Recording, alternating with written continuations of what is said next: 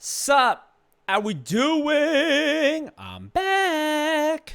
It is now episode 3. I think it's more like episode 2 since episode 1 was more of a transitional episode. My transition.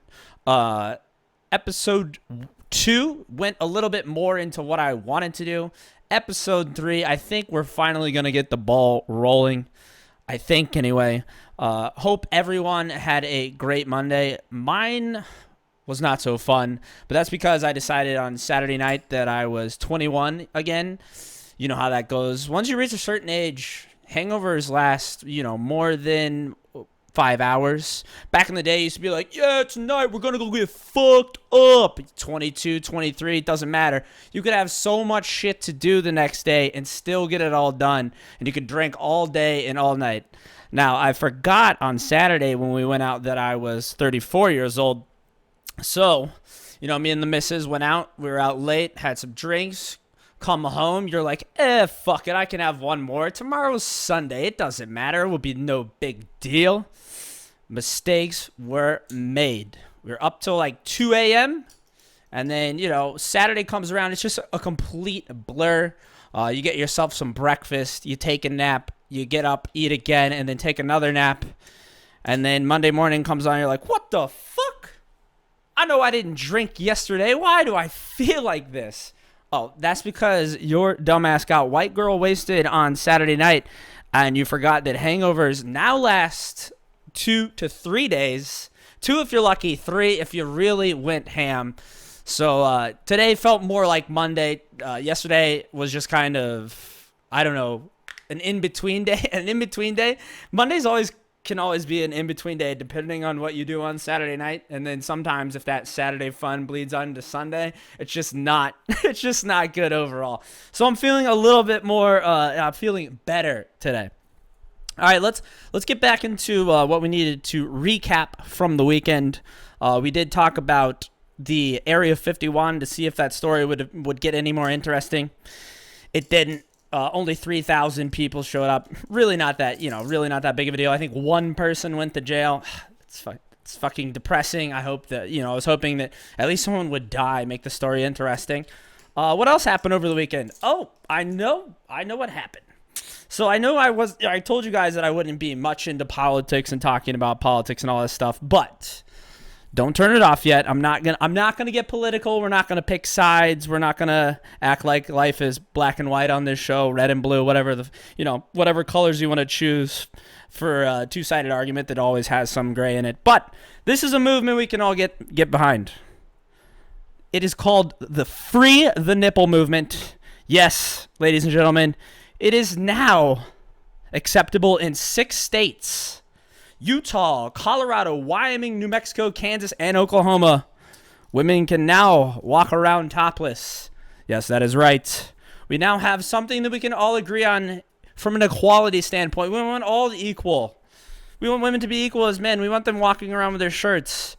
This could be mostly good, but also this could be a little bit dangerous. Now, if you ever went to a nude beach as a young boy, or as a young adult, let's say you're like 15 or 16, you're like, oh shit, I'm in a foreign country, they have a nude beach, I can't wait to go. Now, if you've ever had this experience, what you thought up in your head was not the same thing that you saw when you went to that nude beach. You're thinking, oh man, yeah, I'm going to see some girls, we're going to see some double Ds. Yeah, the only double Ds you saw were double droopers on the 80-year-old grandma that was sitting out at the beach, her leather skin, She has to get up, throw a boob up over her shoulder to get off the beach and pick up her towel. That is a very traumatizing experience. So I'm afraid now that we have this equal sharing going on, with the topless between men and women, I am hesitant but kind of excited.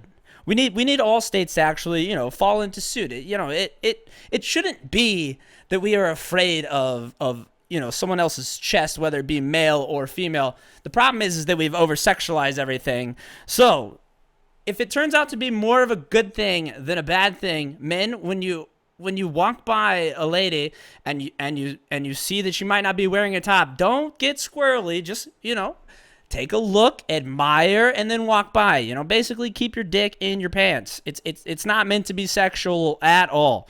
This is all good, but don't ruin it for the rest of us by you know going insane. All right, I also found something else that was pretty funny that happened over the women, or that happened over the weekend over the women. I'm still got boobs on the mind. It's pretty common, not to offend, but it is pretty common.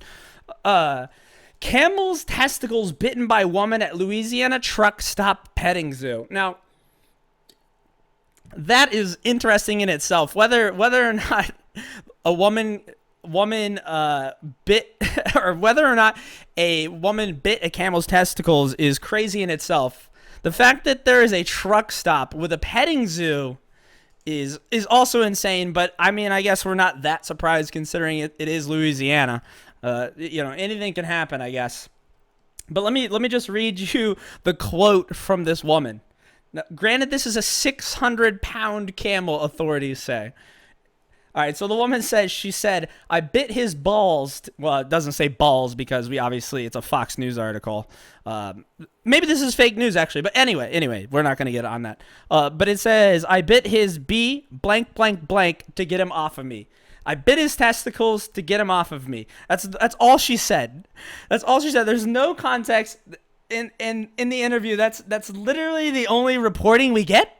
A 600-pound camel sat on this woman. Well, first of all, how big is this woman in order to like facilitate a 600-pound camel sit on her? If a 600-pound camel sat on me, I would not be biting his balls. I would be fucking dead. Like, I don't understand. Like, this story has definitely got to be fake news. But let's just go on saying that it is correct. Can you imagine her first reaction to a camel sitting on her is biting his fucking balls? Oh my gosh, I just thought it was super funny. And then they asked the people at the zoo, like, the camel did nothing wrong. They were aggressive. The camel was just doing its normal routine. Now, okay, so its normal routine is to sit on people. Maybe, just maybe, this camel has a human fetish and secretly wants its balls bit on or chewed on by humans. Who knows? And our last story this evening that I want to discuss that happened over the weekend. We did talk about vaping on the last episode. If you did watch that, I was talking about following the money. Let me read you this headline. The FDA clears Philip Morris, IQOS, to start selling heated tobacco device in U.S. this summer. That's right. That is right. I'm going to go ahead and give you guys a picture of it here if I can find it. There we go. Last time I checked, it wasn't... I mean, I guess this looks like a lot of...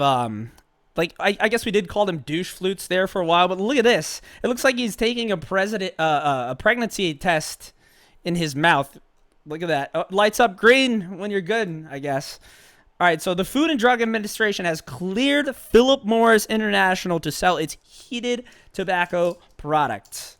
The FDA has now approved some form of vaping, but, you know, we have to get rid of the flavored liquid and all the other vaping devices. But we're going to go ahead and clear Philip Morris to come out with their vaping device because we have decided that this specific vaping device produced by Philip Morris is okay, but all the rest of them, those are bullshit. You don't need them. They're all fucking bad for you. But obviously the one coming from Philip Morris is the one that you need. And since the FDA has now cleared it, they have a stranglehold on the market. Shocker there. Shocker there. I'm sure we're all so surprised.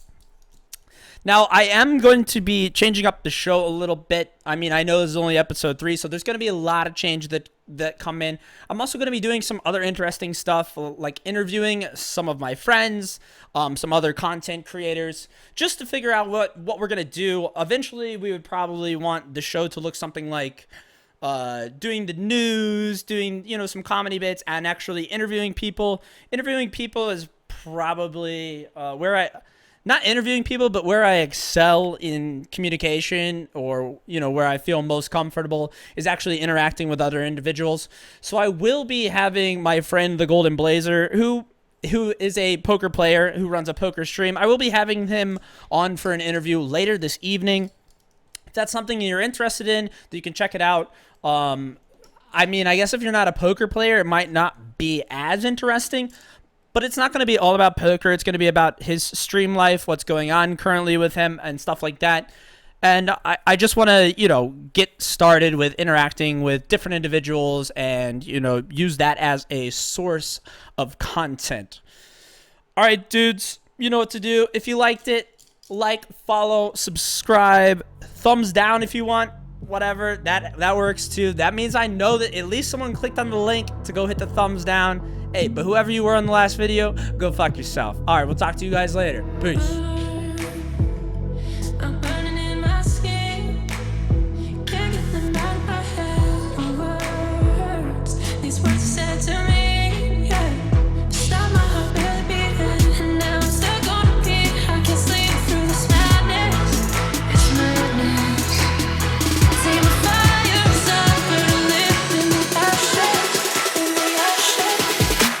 That's what